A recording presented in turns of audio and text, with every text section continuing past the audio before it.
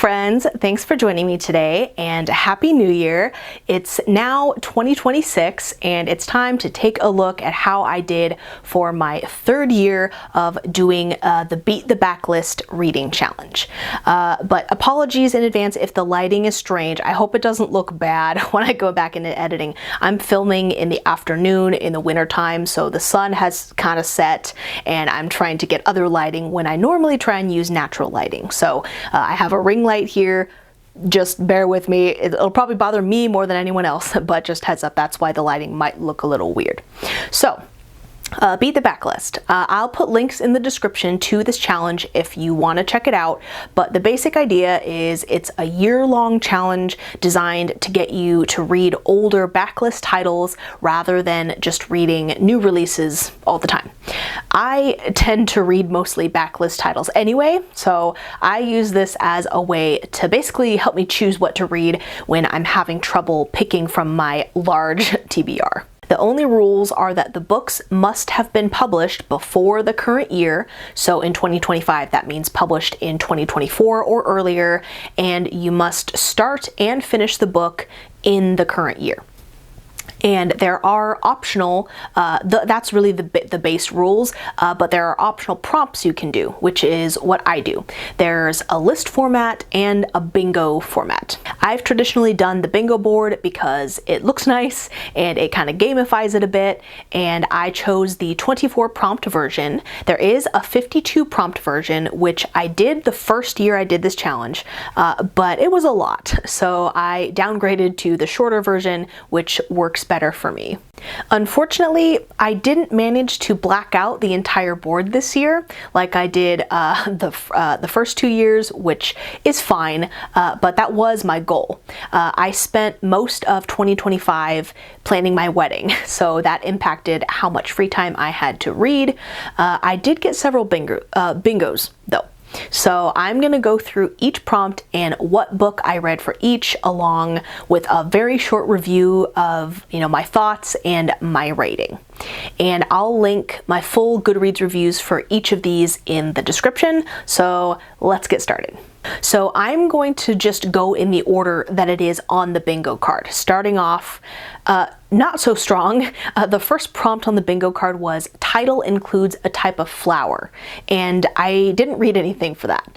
And for basically all of the ones that I didn't actually do, it wasn't because I didn't have a book that fit the prompt. Like what's popping into my head is Belladonna. I have that book. It would have been perfect. I just didn't get around to reading it, sadly. The next prompt I did read one for. So that one was on your TBR for over a year. And for that one, I read Crown of Feathers by Nikki Pau-Preto. This had been on my TBR for almost 5 years when I finally read it. And this is the first in a YA fantasy trilogy about a girl who becomes one of the legendary Phoenix Riders, which is a secret group of warriors, and she disguises herself as a boy to do so. And the Empire wants to destroy the Riders and keep them from rising again. This was a 3.5 star. The main character's sister was infuriating to read about. There were some info dumpy moments that slowed the pacing, but the Phoenixes were cool. It had a lot of classic tropes. It was good. The next prompt I also didn't read for, which was librarian recommendation. And this was never going to be one that I completed, if I'm being honest. I would have kind of tweaked it to make it work for me, because as I said, I'm using this challenge as a way to get through the books I already know I want to read, which is in the hundreds. I'm not looking for new recommendations. I might have instead taken a recommendation from someone I know of a book that I already was interested in, but yeah, this one was kind of a bust prompt for me anyway. And now we get to a streak of books that I did read, starting with the prompt originally written in another language. And for this, I read Drive Your Plow Over the Bones of the Dead by Olga Tokarczuk.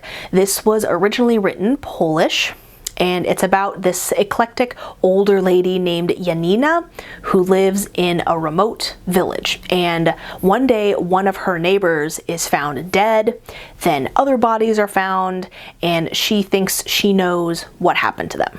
This was 3.5 stars, very character driven and stream of consciousness, which I don't generally enjoy, but Yanina is hilarious and kind of crazy, which made for entertaining moments. It was too meandering and plotless for my liking, but the ending was really great. For Not First, Not Last, I read Thunderhead by Neil Shusterman. This is the middle book of the Arc of a Scythe dystopian trilogy, and it takes place in a world where humans have conquered natural death, and in order to keep population growth under control, people called scythes have the responsibility of killing people. And you're primarily following a boy and a girl who are scythe apprentices. This was 5 stars, plot focused, incredible world building. You learn about this benevolent AI called the Thunderhead. There's a great villain you love to hate. The ending actually had my heart pounding. This whole series is amazing. Highly recommend. Between 275 and 325 pages, I read Emily Wilde's Encyclopedia of Fairies by Heather Fawcett. This is the first in a historical fantasy series following Emily Wilde, who is a grumpy professor working on a comprehensive book of fairy folklore, and she begrudgingly teams up with her sunshine rival Wendell to investigate the creatures near the town. 5 stars, has basically everything I love in this genre. A misfit female main character, creepy trickster fairies, magic, non-insta-love romance as a subplot only, slightly verbose prose, humor, footnotes, fun world building. I loved it. Tiniest on the TBR, I read The Wood at Midwinter by Susanna Clarke. This was 60 pages long, and many pages are fully illustrated or only have a few sentences. And this is about a girl who goes into the woods on Christmas Eve with her animal friends, and she has a strange encounter there. I felt this almost defies having a rating, but I decided on 3 stars. It's so short. The story just evaporates into being over.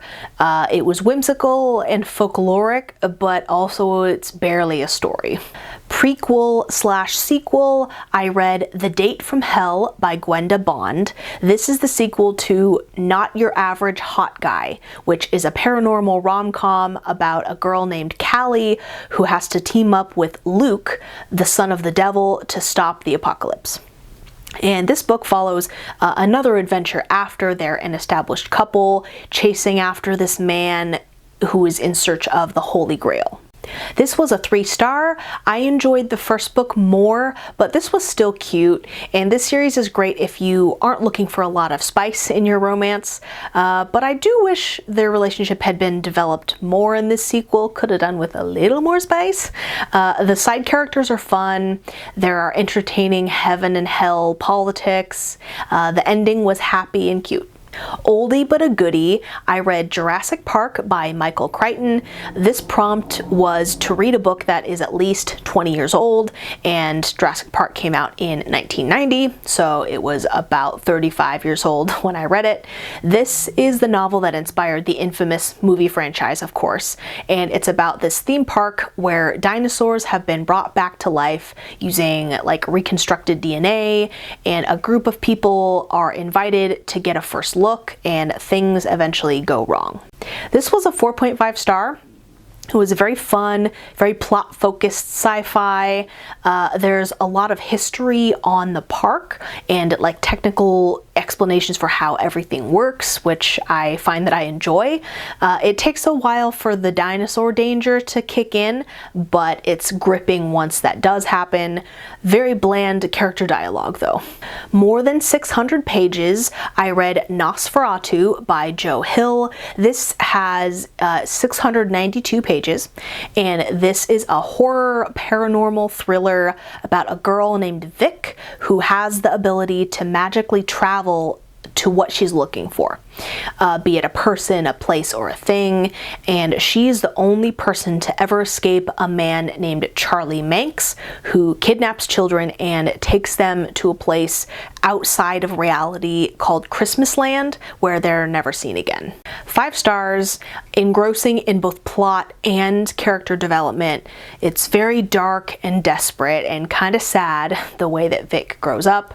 There's violence and fear, some really disturbing passages, but also some very human and touching moments. The ending was high octane and intense, but this is still a very character-driven story. Didn't expect to enjoy it this much. Standalone debut, I read Down Comes the Night by Allison Saft. This is a fantasy romance about a healer who is trying to redeem herself because of a costly mistake by healing a man who turns out to actually be one of the enemies of her kingdom, and they have to work together to save both their kingdoms. This was 4 stars. The writing was descriptive. There are some well-written characters and relationships.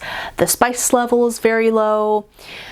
I think a little something was missing between the love interests to make me really want to root for them, but they were still cute. Lots of angst in this one. Celebrity book club pick, I read Chain Gang All-Stars by Nanakwame Adjei-Brenyah, and based on the cover, this was picked for the Read with Jenna book club, and she's a TV personality apparently. This is a dystopian novel where prisoners are able to opt into the Chain Gang All-Stars program, which is a kind of gladiatorial fight for your freedom, win or die situation that is live streamed and monetized. And you're following 2 main characters on the same team who are also lovers, and this was a 3.5 star. There are a number of POVs in this, and some of them are very compelling, but unfortunately I wasn't as invested in like the main characters. I think that the real world critiques, while very valid, kind of got lost in the fiction of the story, which I was kind of more interested in, and the ending didn't hit me with much impact. Extra, I read Wind and Truth by Brandon Sanderson. This book needed to have some sort of extra content, and this has a beautiful map at the front and character illustrations as well, very gorgeous. And this is the 5th book in the Stormlight Archive fantasy series, which takes place in a world with these powerful high storms that sweep across the land and power the societies that live there. And you're following a plethora of characters as wars are fought, destinies are discovered, you know, lots of political intrigue, and of course a really cool magic system. This was 4 stars, probably my least favorite my least favorite in the series so far, but still really good. It's so freaking long, too long. There's lots of POVs, some characters I'm more invested in. Sometimes Sanderson's writing is a little cheesy. The ending leaves a lot of things open for the next arc in the series, so it wasn't the most satisfying ending. Not your typical genre, I read The Duke I Tempted by Scarlett Peckham. This is a historical romance, and I'm pretty sure I haven't read any historical romance that doesn't have some kind of fantasy element or lean to it. And this is about a botanist named Poppy who winds up in a marriage of convenience with the Duke of Westmead. He needs an heir and she needs funds for her greenhouse. And the two of them have to navigate growing actual romantic feelings getting in the way of their intentions. This was 4 stars, enjoyed it overall. It was well written and sexy at the appropriate times, but the miscommunication trope got actually frustrating and not enjoyable to me as the book went on. I was rooting for the couple though. I like both of them. I only wish that there were more BDSM elements. And now we hit a row where I didn't read very much, starting with Title Starts with V. I had the book Vespertine by Margaret Rogerson in mind for this, but I just didn't get around to it.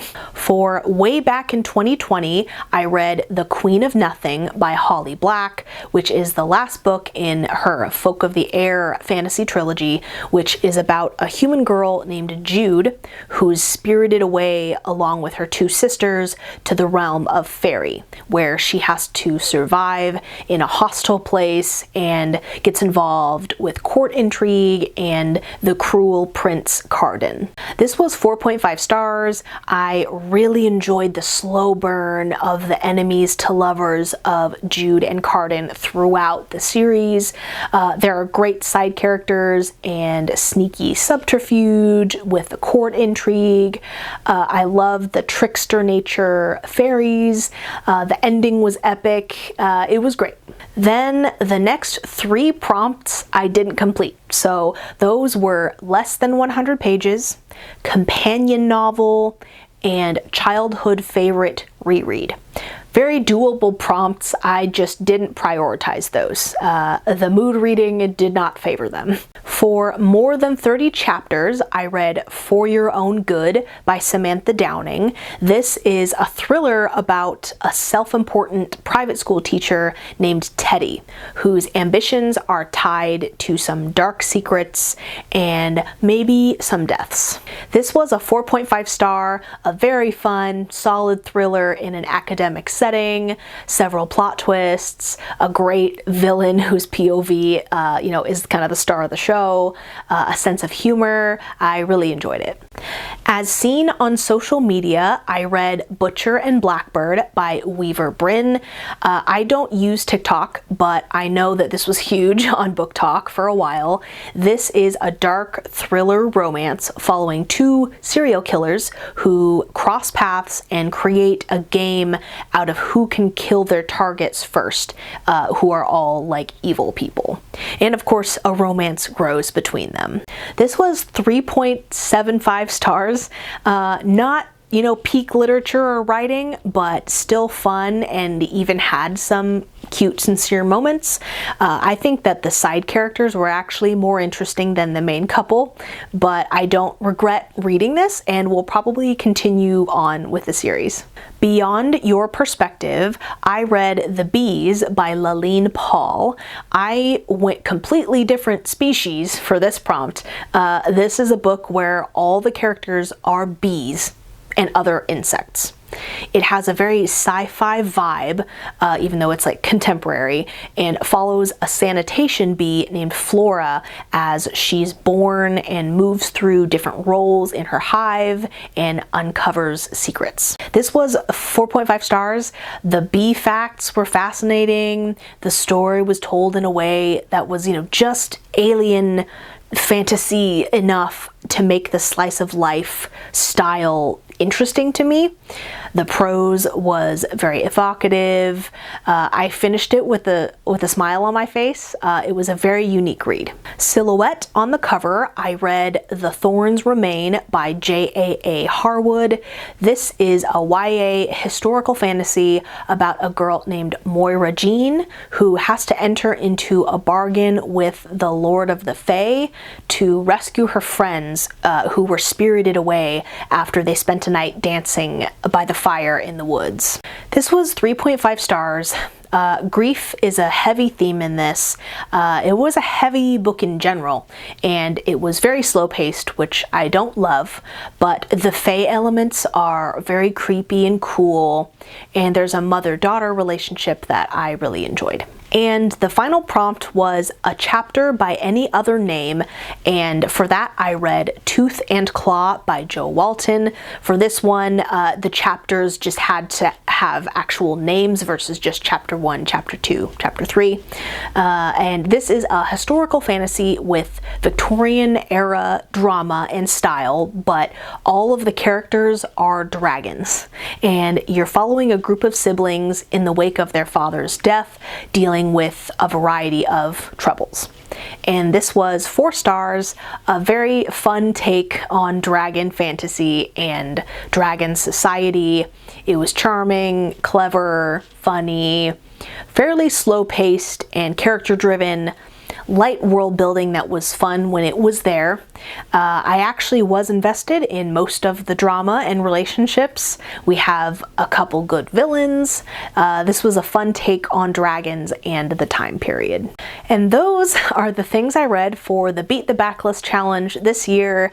Even though I didn't manage to black out the board, I did get 5 bingos. So I'm going to count that as a win.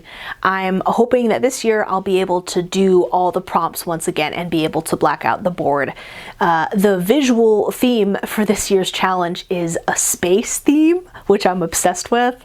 I love space outside of reading, but I do enjoy reading sci-fi books as well. So I'm looking forward to a new set of prompts.